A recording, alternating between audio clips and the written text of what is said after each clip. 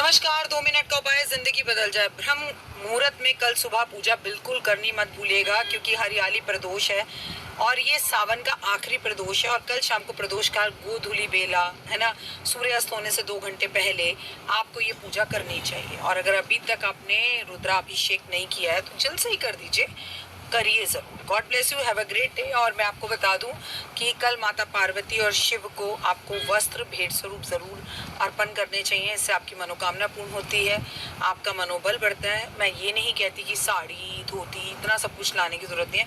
मात्र भाव से भगवान भाव के भूखे, एक छोटा सा रुमाल भी आप लेकर आएंगे तो it is more than enough. God bless you, have a great day.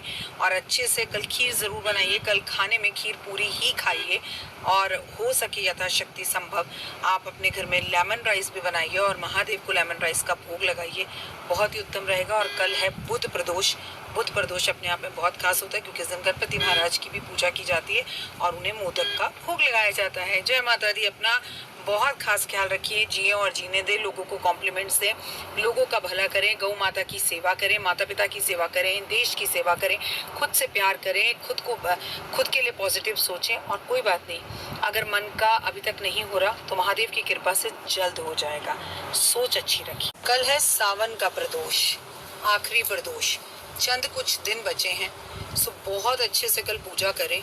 जो अब तक नहीं कर पाए वो सब कुछ कल सावन की पूजा में कर सकते हैं।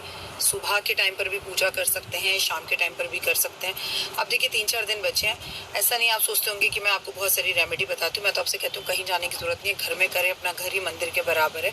अगर बाहर जाने का मौका नहीं मिल रहा, अगर पूजा भी नहीं कर सकते तो किसी को 2 रोटी बनाकर खिला दीजिए। एक कर्म है, धर्म है।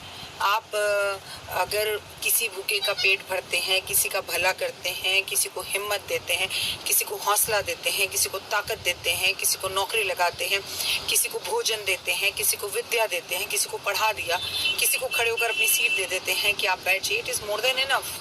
कोई पूजा पाठ भक्ति करने की ज़रूरत नहीं है। सावन चल रहा है, भाई के लिए आप शॉपिंग कर रहे होंगे, भाई आपके लिए कर रहे होंगे, तो भाई को कोई भी राखी बांधिए। मैं देख रही हूँ दुनिया भर में लोग बोल रहे हैं वैदिक राखी बांधिए। आप अपने भाई को कच्चे सूत का धागा बांधिए।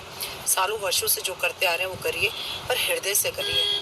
चाहे उसके घर पर आधे घंटे के लिए अपने घर पर जाएं, भाई को अपने घर बुलाएं, पर कोशिश करें भाई भोजन कर कर जाए। आप भाई के घर जाएं, अपने मायके जाएं तो भोजन कर कर आएँ, खाली पेट ना वापस लौटें वहाँ से। और कोशिश करें, पूर्णिमा है, चंद्रमा का भाई बहन अगर दर्शन करें।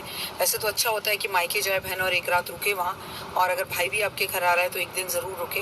लेकिन अब इस भागती दौड़ती दुनिया में ये चीज़ें नहीं हो पाती, तो जितना आपसे हो पाता है उतना करें। कल प्रदोष में गन्ने का रस और शहद अर्पण महादेव पर अर्पण ज़रूर करना है।